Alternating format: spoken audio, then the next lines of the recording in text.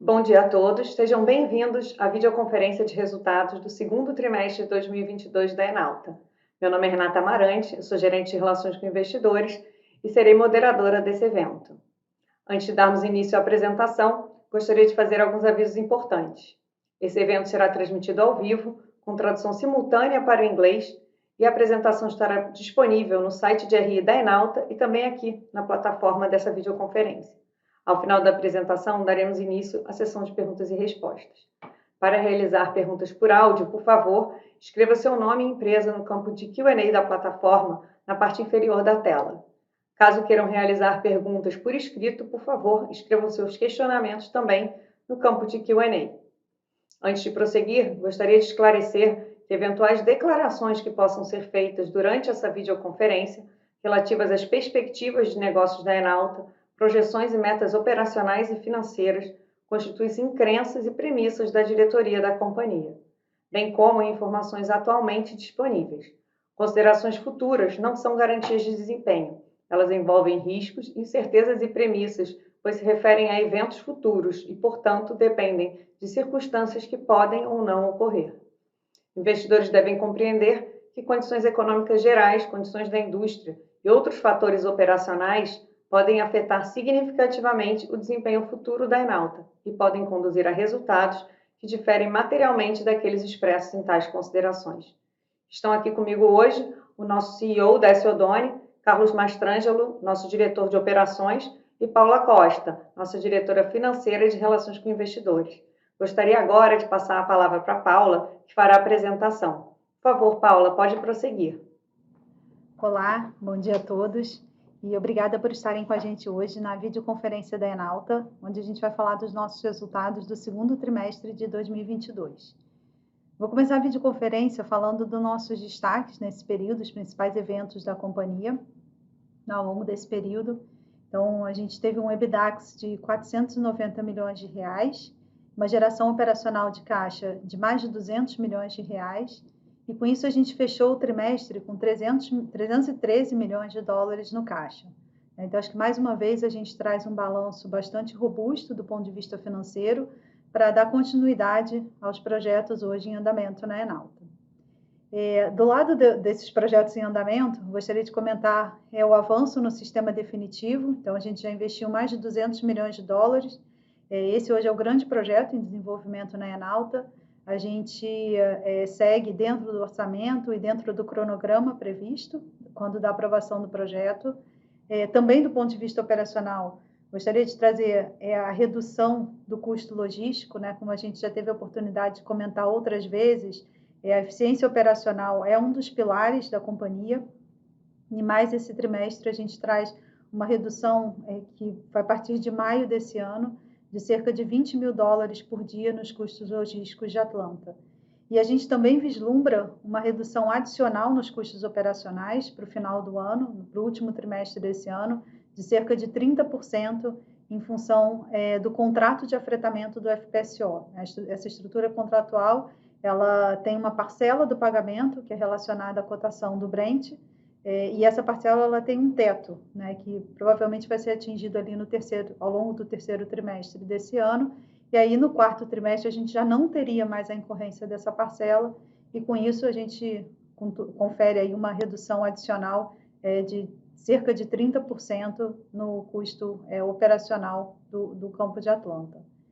Por fim, eu gostaria de mencionar também uma divulgação que a gente fez recentemente do relatório de certificação de reservas da companhia. A gente teve um aumento de 50% na reserva 2P, né, do campo de Atlanta, e basicamente isso reflete a extensão contratual que a gente obteve na ANP. Então, antes essa era uma concessão que ia até 2033 e agora ela foi prorrogada por mais até 11 anos, né? Então ela vai até 2044. E com isso a gente tem uma produção adicional, o que aumentou substancialmente aí as reservas 2P do campo de Atlanta para a companhia. Vou passar agora para o slide 4, falar um pouco do nosso desempenho operacional e dos resultados da companhia. Então, se a gente olhar do ponto de vista de receita, esse trimestre, e comparar com o mesmo período do ano anterior, a gente teve mais de 100% de aumento na receita, né? Então, a receita mais do que dobrou em relação ao mesmo período do ano anterior. O que contribuiu para isso, né? Primeiro, a gente tem um ambiente favorável, né, ao setor de óleo e gás, então a cotação do Brent, né, ela está bem superior ao que era no mesmo período do ano passado. A gente teve um aumento da participação da companhia no campo de Atlanta. Então, quando a gente olha a produção da companhia como um todo, a gente hoje a gente tem 100% do campo de Atlanta e há um ano atrás, né, no final do segundo trimestre do ano passado, a gente tinha 50% do campo de Atlanta. E, além disso, a gente tem a valorização do óleo de Atlanta também, que hoje tem um valor de mercado superior ao que a gente tinha no ano passado. Então, basicamente, esses fatores combinados, eles trazem o reflexo do aumento na receita quando a gente compara com o mesmo período do ano anterior. Falando um pouco da parte dos custos, no slide 5, a gente vê uma redução do lifting cost nesse trimestre, né? Eu tive a oportunidade de comentar já no primeiro slide, né, que esse é um esforço constante da companhia, né, da busca da eficiência operacional, e essa redução dos custos logísticos, embora ainda não tenha impactado todo o segundo trimestre, ela aconteceu a partir de maio, ela já apresenta um reflexo no lifting cost da companhia, e certamente é um reflexo que acontece, né, para os próximos períodos também. Já comentei também, né, que para o final do ano, né, para o último trimestre, a gente espera uma redução adicional de cerca de 30% nos custos operacionais, mais uma vez refletindo aí a busca da companhia pela eficiência operacional. Do lado da receita, né, de venda, a gente vê claramente aí no gráfico, né, uma valorização do óleo de Atlanta, refletindo principalmente aí as cotações de Brent no mercado internacional. Passando agora para os nossos resultados financeiros, no slide 6, é importante comentar a evolução do EBITDAX da companhia.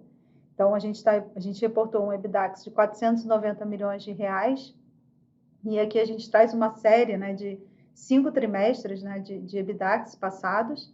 É importante a gente normatizar essa série, né? Então, alguns períodos a gente teve resultados não recorrentes, né, que precisam ser expurgados para efeito de comparação.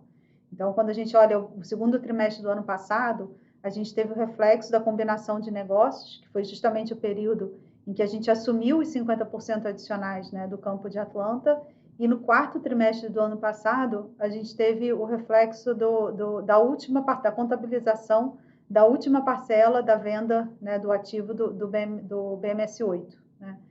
Então, esses são dois efeitos que são bastante relevantes em termos de resultado e que, na verdade, são pontuais e específicos, né, para esses períodos. Né? Então, na base comparativa, eles devem ser expurgados e aí a gente consegue ver claramente a evolução e o aumento do EBITDAX da companhia, né, ao longo do ano. No outro gráfico, a gente vê o lucro líquido.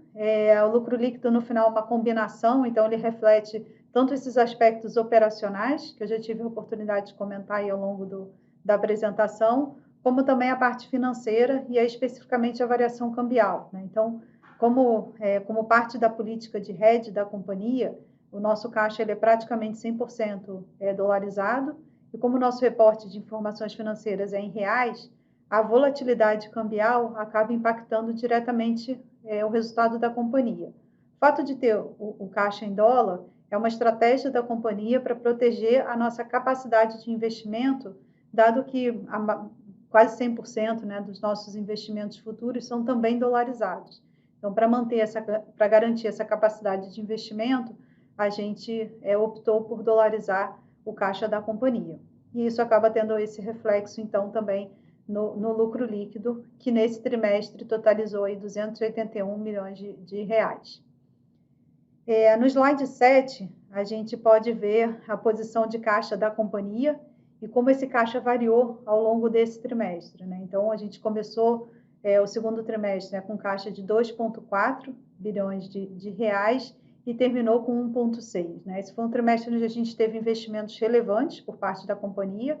Então, em adição à geração operacional que a gente teve, né, em função da produção de Manati de Atlanta, uma parcela importante desse caixa foi usada para investimento, tanto no sistema definitivo de Atlanta, que a gente vai comentar em maiores detalhes, né, mais para frente na apresentação, quanto no próprio sistema antecipado, né, na obra que está sendo executada, está sendo finalizada, né, no navio, no Petrojal, no FPSO, hoje em produção em Atlanta. Então, essa obra do Petrojal, a gente investiu mais ou menos 65 milhões de reais nesse período, e no sistema definitivo, a gente investiu mais ou menos 440 milhões de reais também nesse segundo trimestre. E, além disso, também como consumo de caixa, a gente teve um pagamento relevante de dividendos de 450 milhões de reais, que aconteceu em maio desse ano.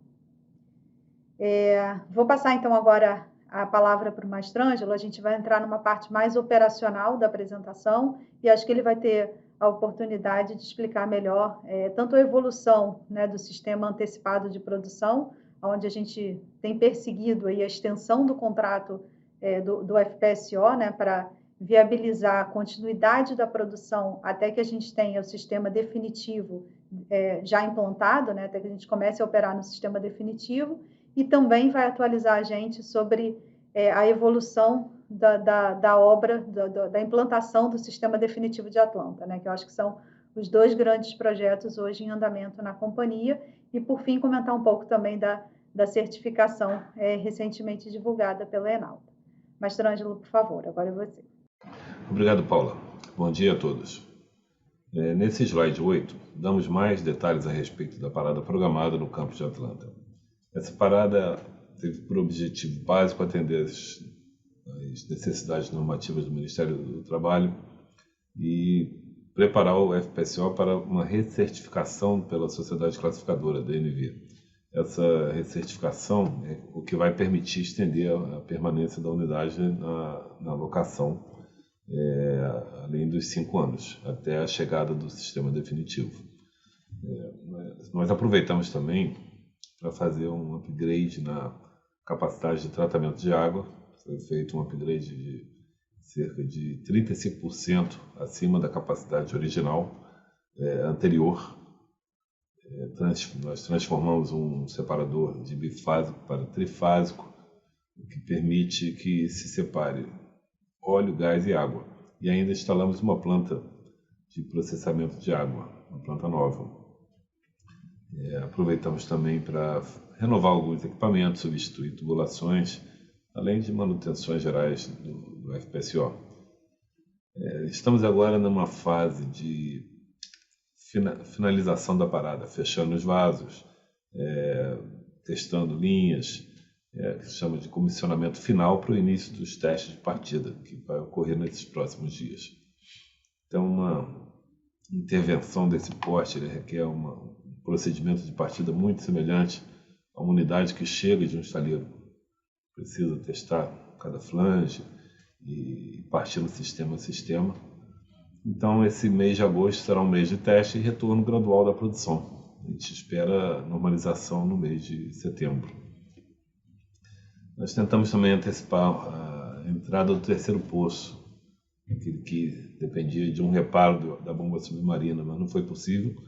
Identificou um problema a mais que impediu essa antecipação. Então, nos forçou a manter o cronograma original, entrando esse terceiro poço no final de setembro.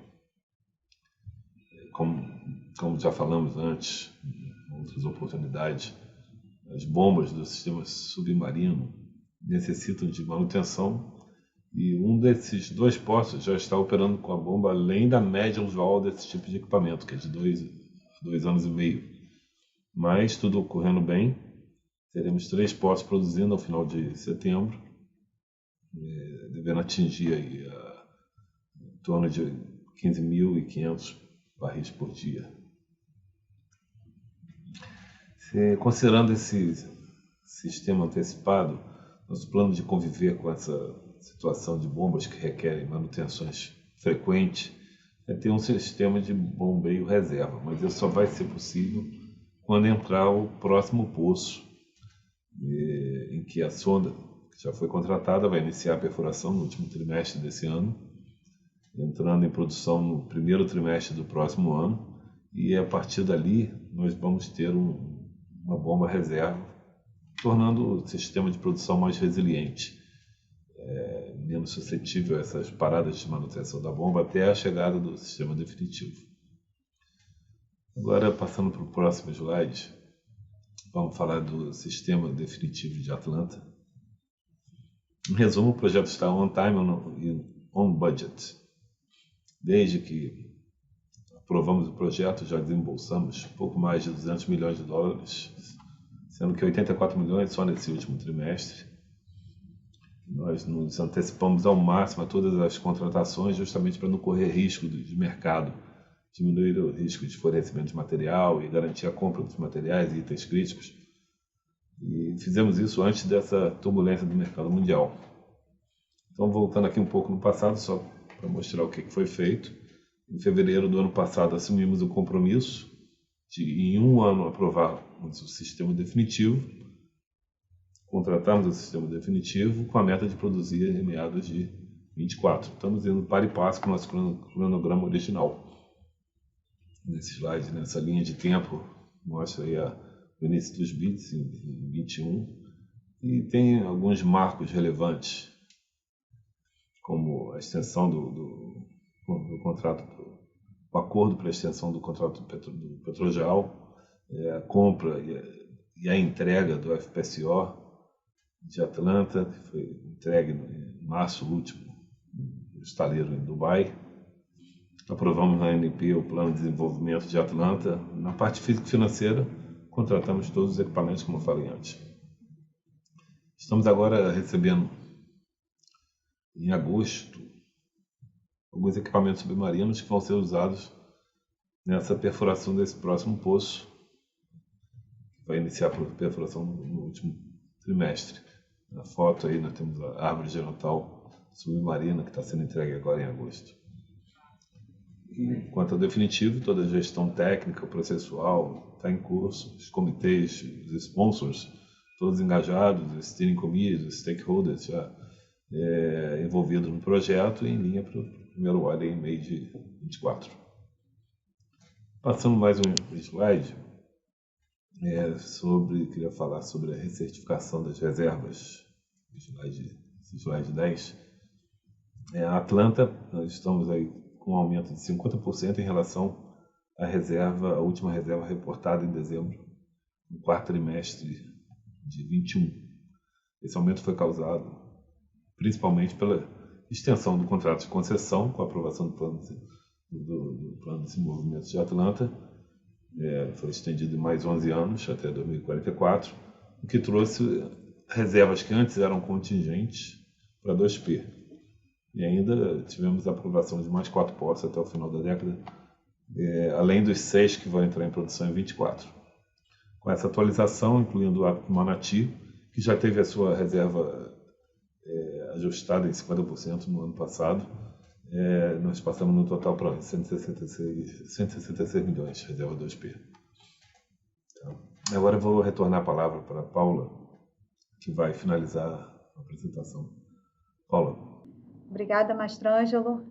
Vou passar agora, então, para o último slide da companhia e comentar um pouco sobre o posicionamento estratégico, né, da companhia. Então, segundo trimestre, acho que foi mais um trimestre em que a gente pôde entregar valor aos nossos acionistas, né, através da geração de caixa, do progresso que a gente fez na implementação dos projetos, como o Mastrangelo bem colocou, né? E acho que isso passa exatamente pelo caminho que a gente tem divulgado ao mercado ao longo dos últimos anos, né? De fortalecer a geração de caixa da companhia no curto prazo, então de ser o mais eficiente possível na operação de Atlanta, combinado aí com a geração de caixa de Manati, progredir de forma diligente, né, na implantação do sistema definitivo de Atlanta, que a partir de meados de 24, uma vez implantado o sistema, né, a companhia vai ter uma outra capacidade, né, de produção e de geração de caixa, né, e no longo prazo, eventualmente, explorar outros ativos que possam também trazer valor à companhia. Em paralelo a isso, a gente vem trabalhando na busca pela otimização da estrutura de capital da companhia. Então, hoje a gente tem um balanço bastante robusto, mas desalavancado. Então, a gente vê espaço, sendo uma companhia, né, geradora de caixa, a gente vê espaço para melhorar essa estrutura de capital e ser essa mais uma oportunidade aí de criação de valor para os nossos acionistas. Bom, vou terminar a apresentação por aqui. Vou passar a palavra para o Décio, que eu acho que vai comentar um pouco mais sobre a estratégia da companhia, o posicionamento e os próximos passos. E em seguida, a gente abre para a sessão de perguntas e respostas. Mais uma vez, muito obrigada pela participação de vocês na nossa videoconferência. Bom dia a todos. É um prazer estar com vocês em mais uma videoconferência, especialmente uma videoconferência que, por mais um trimestre, né, a Enalta traz resultados bons e consistentes.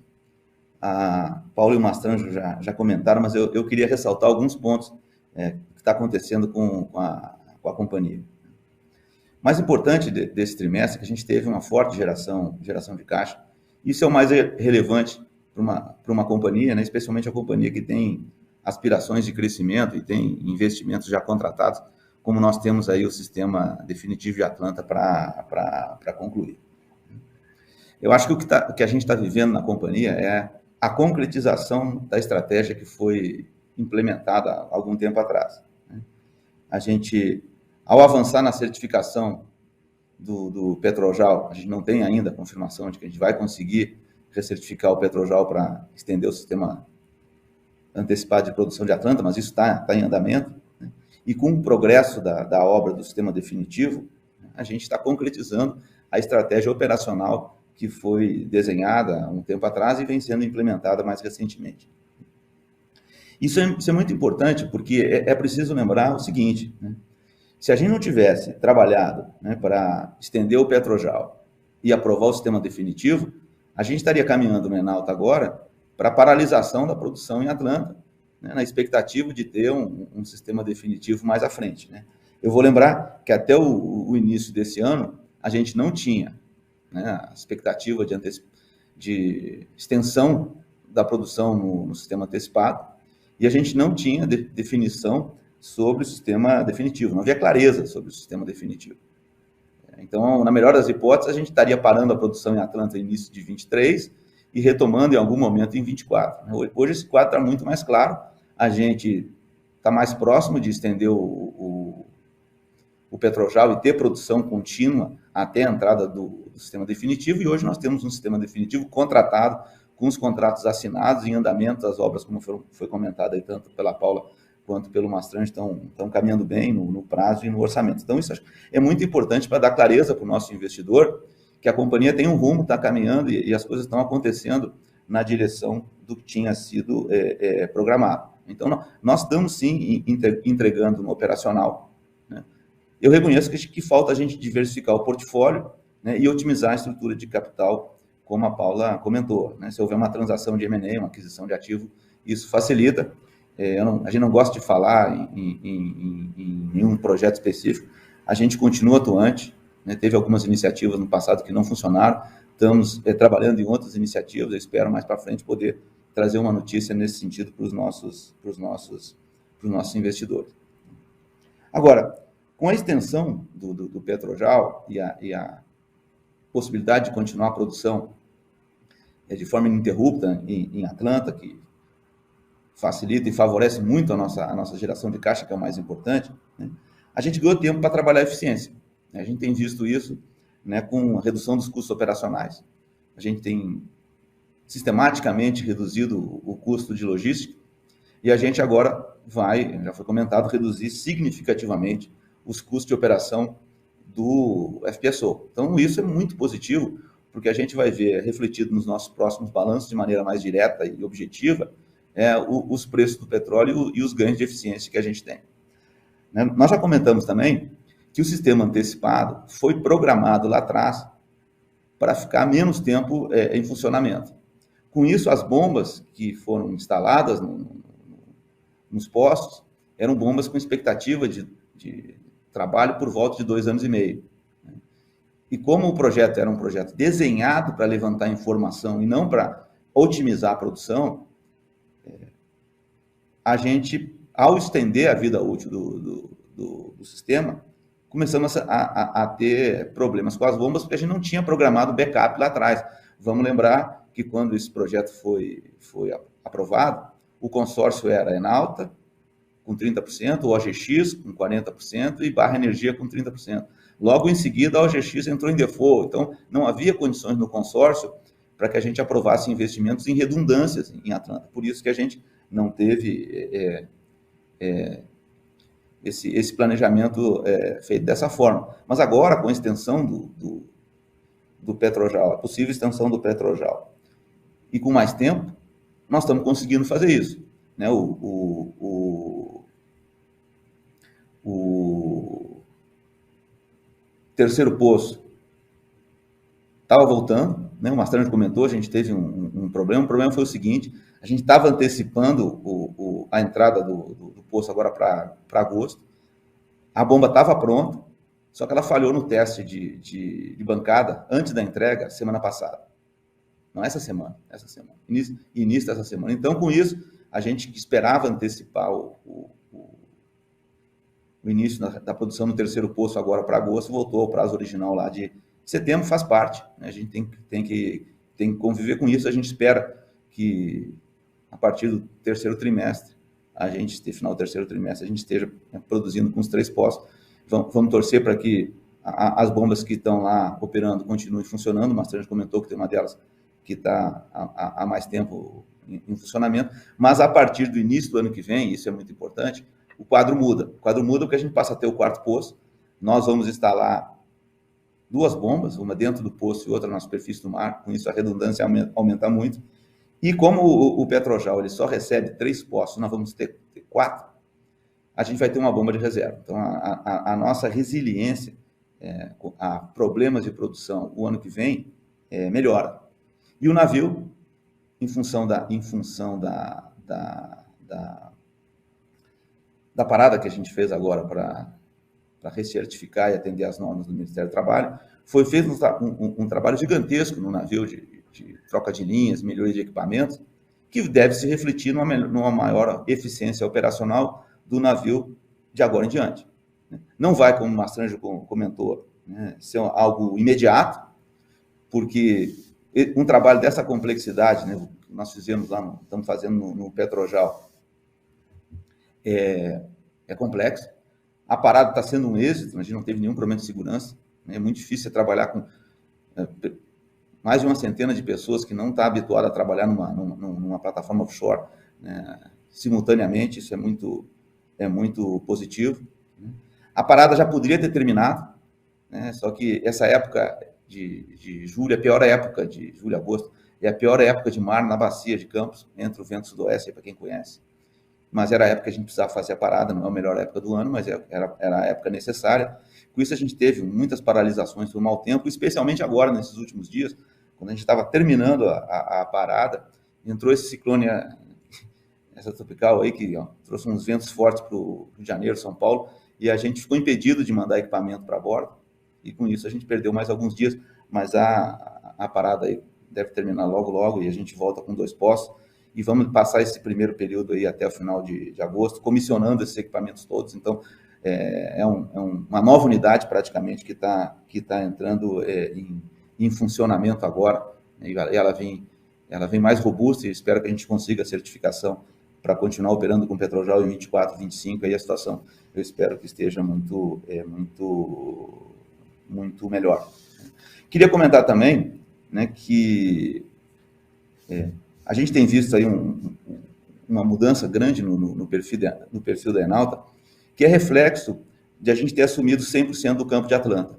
Hoje a produção da companhia dobrou, e ao dobrar a produção da companhia, dobra a geração de caixa, e se o petróleo sobe, esse impacto é maior ainda, né? Agora, o que a gente tem visto é que a comparação do lucro líquido numa companhia como a nossa, que tem os negócios dolarizados, que tem caixa, né, e dolarizou esse caixa corretamente para poder fazer frente aos investimentos que tem, né, no sistema definitivo de Atlanta. Lembrando aí que a gente está fazendo um projeto que demanda mais de $1 bilhão de investimento.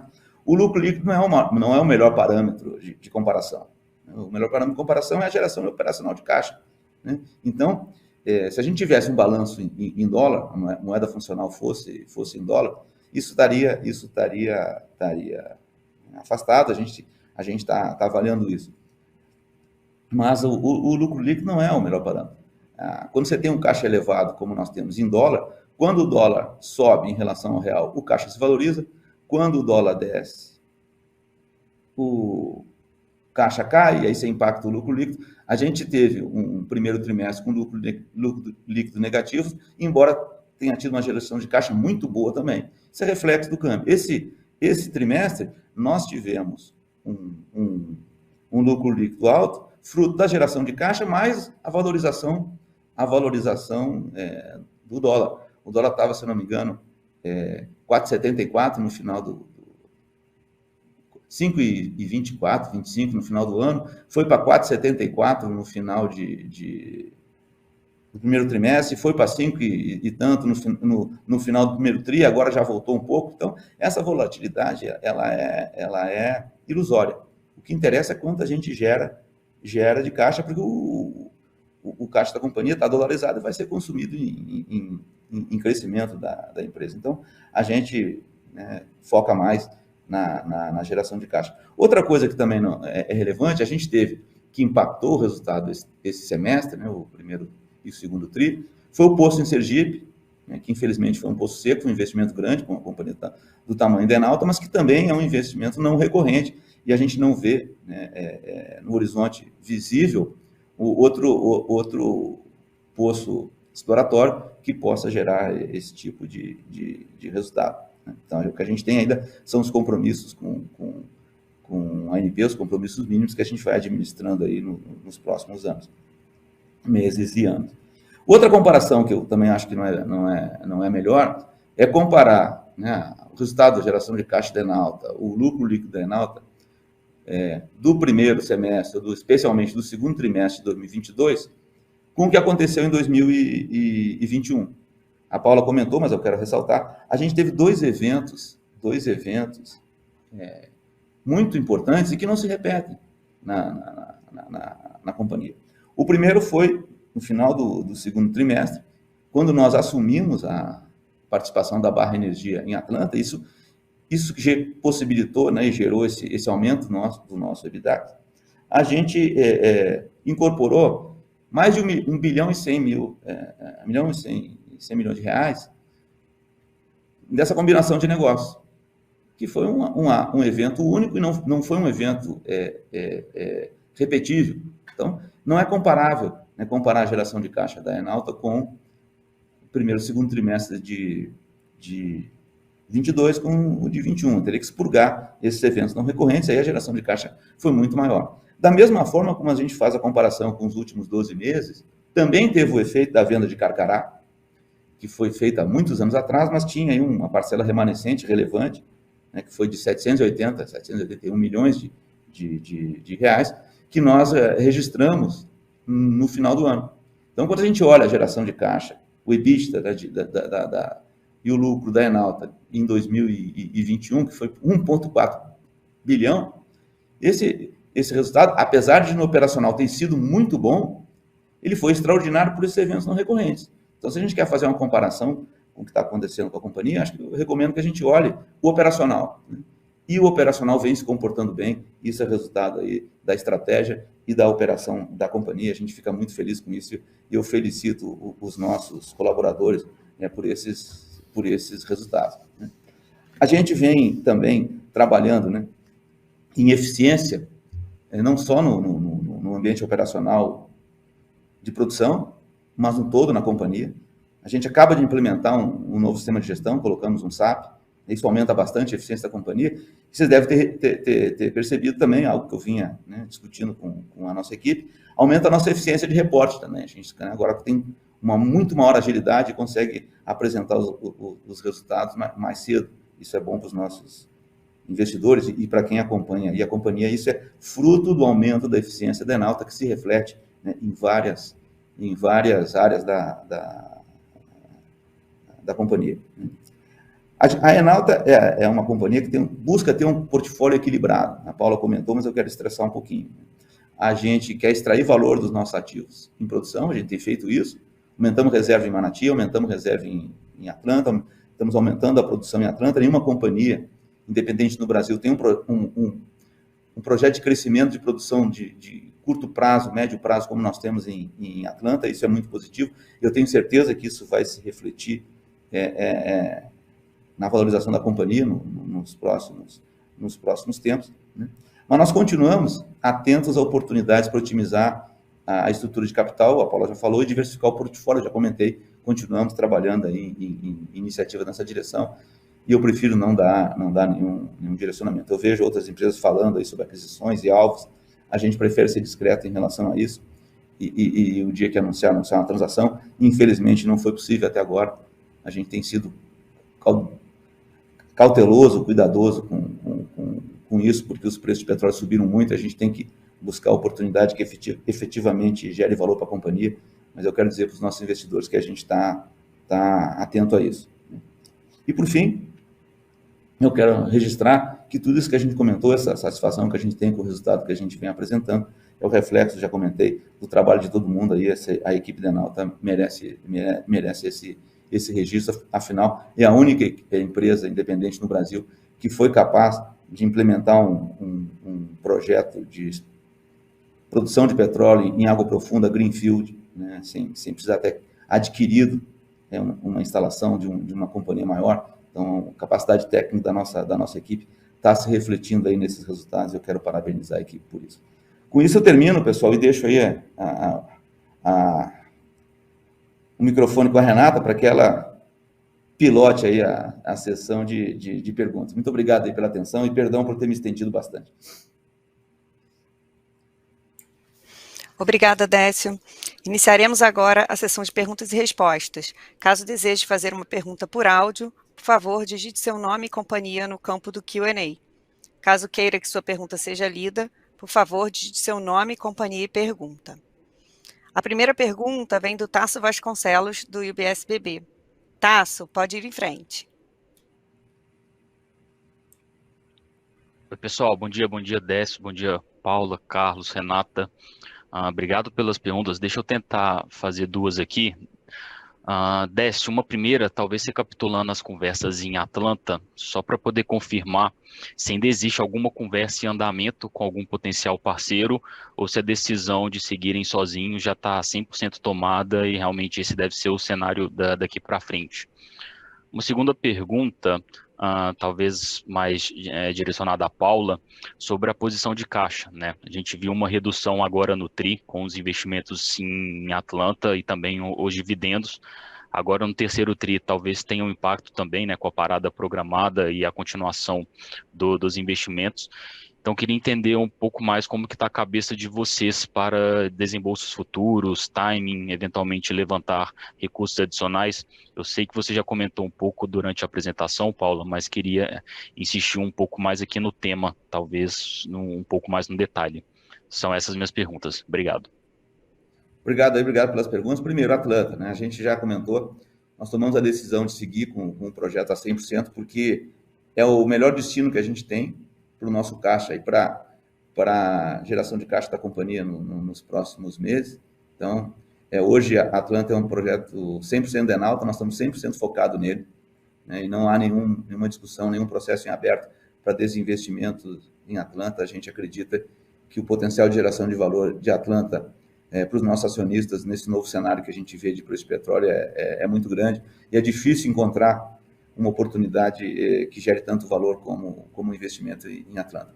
Em relação à pergunta do caixa, como você falou, passo para a Paula e peço que ela responda.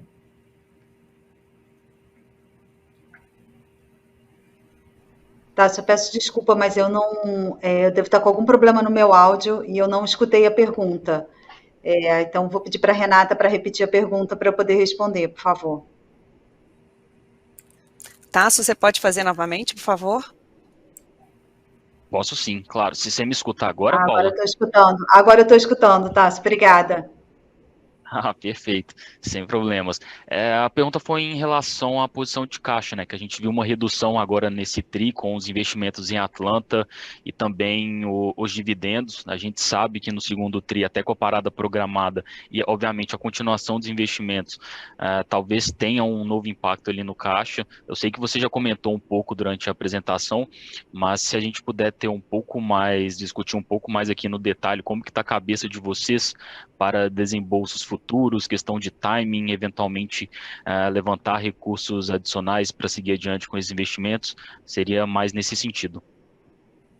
Tá bom, vamos lá. A companhia, a gente terminou o trimestre, então, com cerca de 300 milhões de dólares no caixa, né? De fato, a gente tem um CAPEX relevante aí para os próximos meses, para a implantação de Atlanta, e tem a geração de caixa, né, nesse período.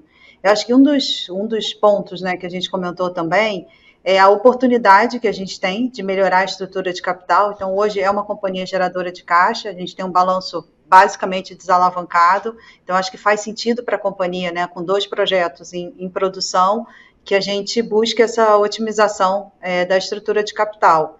Dito isso, eu acho que a gente hoje tem um balanço robusto, uma posição de caixa, e combinado com essa geração futura, para financiar esse crescimento que a gente se propõe, né. Com relação a dividendos, a companhia tem uma política de dividendos, que são 15 centavos, né, por ação, então, no ano, mais ou menos uns 40 milhões de reais. A gente já viu em momentos passados, né, uma distribuição adicional, né, de dividendos extraordinários, e acho que, em geral, quando a gente tinha ali identificado um excesso de caixa, né, que faria mais sentido a companhia distribuir esse caixa, dar liquidez aos acionistas, do que seguir carregando, né, uma posição bastante robusta. Acho que a Enauta tem um histórico aí, né, sei lá, nos últimos 10 anos, de ter uma posição de caixa bastante relevante, né? Então, eu acho que agora esse caixa, a prioridade dele é ser investido na atividade, é ser investido, né, no projeto de Atlanta, e combinado a isso, essa possibilidade de otimização da estrutura de capital. Então, acho que essa é a dinâmica que eu vejo daqui para frente. Perfeito, está claro. Obrigado, pessoal.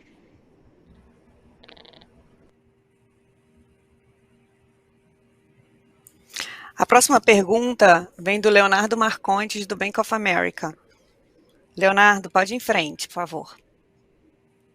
Bom dia, pessoal. Tudo bem? Vocês me escutam? Perfeitamente. Opa, legal. Bom, obrigado por pegarem minhas perguntas. Primeiramente, eu gostaria de entender um pouco melhor essa redução de custo de Atlanta, né? Será que vocês poderiam detalhar um pouco essas reduções anunciadas? O que exatamente foi feito para a otimização dos custos logísticos, né? E como se deu essa mudança no contrato da Petrojal vinculado ao preço do petróleo, né? Porque me parece fazer bastante sentido na outra ponta quem está recebendo o dinheiro, né? E também quanto de lifting cost a gente pode imaginar a companhia atingindo uma vez que essas medidas estão todas implementadas, né? Minha segunda pergunta é em relação ao M&A, né? Eu sei que vocês não gostam muito de falar sobre o assunto, mas vou tentar só pegar uma cor aqui mesmo, tá? Pensando agora que o programa de desinvestimento da Petrobras, pelo menos para o upstream, né, já está praticamente acabando, queria entender se vocês podem dar um pouco de cor na estratégia de crescimento inorgânico da Enauta, né? Se vocês ainda estão olhando ativos onshore, se a gente pode imaginar vocês ainda eventualmente querendo esse tipo de ativo, né, buscando esse tipo de ativo, e se também a gente pode começar a pensar na Enauta investindo fora do Brasil. Obrigado. Eu vou começar por essa e depois eu passo para o Mastranjo complementar a pergunta sobre custo logístico. A gente não tem preconceito, o nosso objetivo é geração de valor. Então, pode ser onshore, pode ser offshore, sempre quando tem a expectativa de geração de valor, né, no preço certo, na condição adequada, preferencialmente no Brasil, porque é onde a gente tem a nossa maior expertise, mas não quer dizer que não possa ocorrer fora também. Aí as condições teriam que ser um pouquinho diferentes, né, em termos de estrutura, né, e tamanho da oportunidade, mas a gente está atento a esse tipo de situação. A gente reconhece que um preço de petróleo a $100, né, é mais difícil ser comparativo, talvez uma transação com ações fosse mais atraente, mas tem nada que eu possa explicitar, porque não tem nada em estágio de conclusão. Mas a gente continua atento e priorizando oportunidade em que a gente enxergue condição para a geração de valor para o nosso acionista. A gente não está buscando aquisição por aquisição, aquisição por por crescimento, crescimento tem com a Atlanta, o que a gente está buscando é diversificação, principalmente. Aumentar a produção, sem dúvida, aumentar a geração de caixa, mas de forma a diversificar nossas fontes de geração de caixa. Quanto à questão da melhoria operacional, a gente gradativamente vem aumentando a eficiência em Atlanta. A gente melhorou muito os custos de logística, a redução de barcos, agora a gente reduziu mais um barco, por isso essa redução anunciada aí de $20 mil por dia. A gente sofreu um impacto negativo do ponto de vista do custo de logística, mas que é positivo para a companhia como um todo, que é o preço do petróleo. Quando o petróleo sobe, o diesel também sobe, o diesel é um dos nossos principais custos, tanto na logística quanto na operação do FPSO. Então, parte dos ganhos logísticos que a gente capturou foi, né, entregue com um aumento de preço do diesel, mas, por outro lado, a gente se beneficiou do aumento do preço do petróleo. A questão depois eu peço o Mastranjo complementar. A questão do FPSO é que lá atrás foi feita uma negociação com a Altera, que é o nosso operador do FPSO, que alguns custos que eles tiveram na conversão do Petrojal para Atlanta foram transferidas por uma espécie de taxa diária adicional que ia ser paga em função do preço do petróleo. Com a aceleração do preço do petróleo, o pagamento dessas parcelas também se aceleraram, né? Então, a gente agora cumpre todo esse pagamento nas próximas semanas, e com isso, a partir daí, a gente tem uma redução significativa no custo de operação do Petrojal, e isso vai se refletir fortemente no nosso lifting cost também. E com a extensão do Petrojal que a gente espera conseguir, a gente vai ter, então, se Deus quiser, até 2024, o navio operando com uma taxa diária bem menor do que a taxa que a gente estava experimentando nos últimos meses. E aí o Mastranjo pode dar um pouquinho mais de cor para você em relação a isso. Mastranjo, por favor. Obrigado, Décio. Leonardo,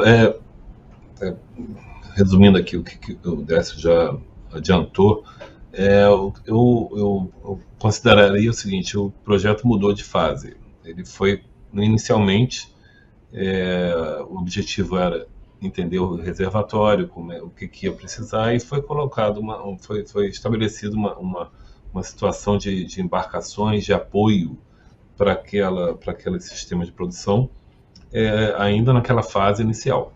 Uma vez que atingimos uma maturidade tal que já se conhecia o que precisava exatamente para produzir aquele campo, o que precisava de embarcações de apoio, que é a logística, que é o nosso maior custo, fora o FPSO, todo o suporte marítimo e aéreo.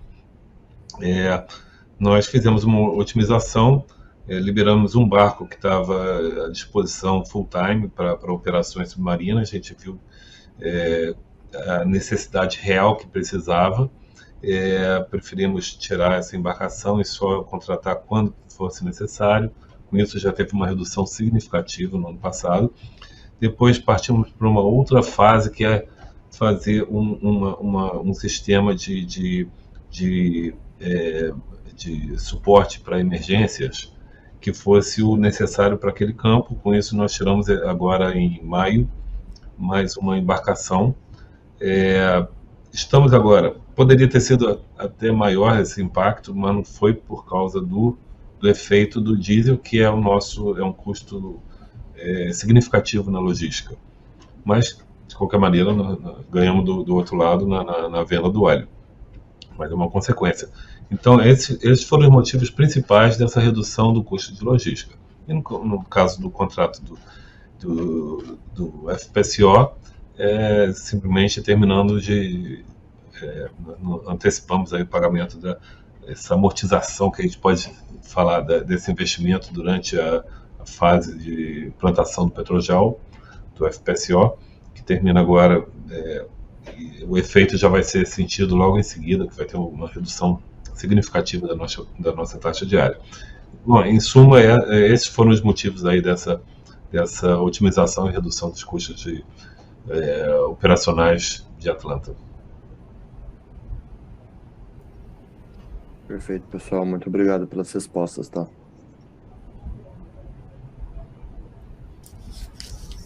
A próxima pergunta vem do Luiz Eduardo, da 41 Investimentos. Luiz, pode abrir seu microfone, por favor. Alô, estão me ouvindo? Perfeitamente. Alô. Oi, pessoal, obrigado aí por ter pegado a minha pergunta aqui, tudo bem? Eu só queria entender com um pouquinho mais de detalhes a questão ali do não recorrente do EBITDAX, acabei não pegando muito bem. Poderia trazer com mais detalhes lá do segundo trimestre de 21, por favor? É o seguinte, eu vou dar um primeiro tiro aqui, depois eu passo para a Paula. No primeiro trimestre de 2021, a gente tinha 50% de participação de Atlanta. Então, a produção da Enalta era metade do que é hoje. O preço do petróleo estava num nível menor. Então, se você comparar o EBITDAX desse trimestre com um trimestre equivalente de 2021, foi muito melhor agora. Acontece que no final do trimestre nós incorporamos o negócio de Atlanta, né? Nós assumimos sem custo 50% de participação no campo, que era propriedade da Barra Energia. Isso era mais de 1 bilhão de reais em termos de EBITDAX, se eu não me engano, e isso se refletiu no EBITDAX daquele trimestre, que é um efeito absolutamente não repetível, e extremamente favorável para a Enalta, porque a participação de 50% adicional no campo, né, vai se traduzir ao longo da vida de Atlanta durante décadas em metade da produção sendo da companhia. Isso veio a custo nenhum e foi refletido nesse momento. Então, a comparação do EBITDAX desse trimestre com o EBITDAX do trimestre, né, equivalente em 2021, olhando o número, ela é injusta, porque ela traz e ela é equivocada na minha leitura, porque ela traz esse efeito não recorrente lá de 2021. Alguma coisa a mais, Paulo?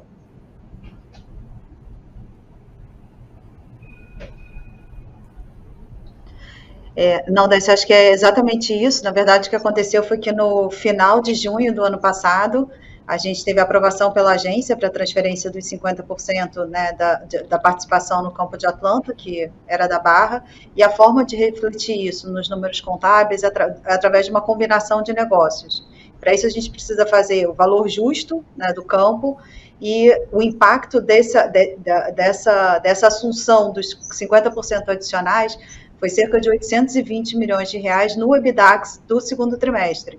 E é um efeito muito pontual, assim, muito particular, né? É só o efeito contábil da gente ter assumido a título gratuito esses 50% adicionais de participação em Atlanta. Como o Décio bem colocou, o efeito financeiro disso vai se dar ao longo da vida do projeto. Mas quando a gente pega o EBITDAX especificamente do segundo trimestre do ano passado e compara com o desse trimestre, a gente precisa expurgar esse efeito não recorrente para que, de fato, a gente trabalhe com bases comparáveis. E aí sim a gente consegue enxergar o aumento da produção da companhia, agora com 100% de participação, e o reflexo também da cotação do Brent. Não, obrigado. Eu falei 1 bilhão, mas um dos números era 1 bilhão e 100, mas o efeito no EBITDAX é isso, é 700 e algo. Ficou bem mais claro aqui, pessoal. Hein, Paula, só para não deixar nenhuma dúvida, o número aí do Desculpa, efeito do EBITDAX, o reflexo no EBITDAX foi 821 milhões de reais. 821 milhões de reais. Eu falei 1 bilhão, mas assim, tem outros efeitos que entraram também na discussão. Então, é só para corrigir, 820, né, milhões de reais. Show, obrigado, pessoal. Ficou bem mais claro. Obrigado. Obrigado.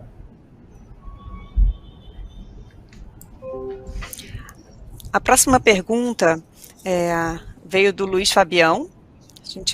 Vou ler aqui para vocês. Dado o término do contrato de venda de petróleo do campo de Atlanta para a Shell em dezembro de 22 e a possibilidade de uso como óleo combustível e bunker sem necessidade de refino, é possível vender esse petróleo com um prêmio frente ao Brent? Bom, com a expectativa da gente estender a vida do Petrojal, a gente também está discutindo a extensão do contrato. Então, a gente tinha uma expectativa de paralisar a produção em Atlanta no início do ano que vem. Com isso, o contrato de venda de petróleo também tinha essa duração, a gente está nos finalmente aí da discussão sobre a assinatura de um novo contrato de venda desse petróleo, que vai cobrir esse período aí complementar da vida do sistema antecipado de Atlanta, e assim que a gente tiver uma definição, a gente comunica.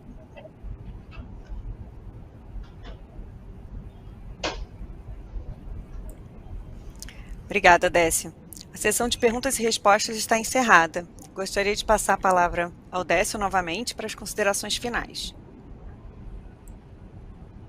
Bom, obrigado aí a todos pela atenção, pelo tempo. Eu quero mais uma vez aqui ressaltar que os resultados operacionais da Enalta vêm crescendo substancialmente. Não é só fruto de preço de petróleo, é fruto também da operação da companhia. Você precisa ter produção, você precisa ter eficiência operacional para se beneficiar de bons momentos, e a gente está preparado agora, está se preparando cada vez mais para se beneficiar desse bom momento que a gente está vivendo no mercado de petróleo, que, pelo que tudo indica, vai perdurar por algum tempo. Então, acho que a gente está fazendo o trabalho operacional certo e continuamos trabalhando, né, para diversificar o portfólio, encontrar alguma oportunidade de crescimento inorgânico através de algum M&A, e espero ter alguma novidade quando for possível. Quero agradecer o esforço, o trabalho, né, e os resultados alcançados pela equipe da Enalta e o suporte, né, dos acionistas para a estratégia que a companhia vem conduzindo. Muito obrigado a todos aí, até a próxima. A videoconferência da Enalta está encerrada. Agradecemos a participação de todos vocês e tenham um ótimo dia.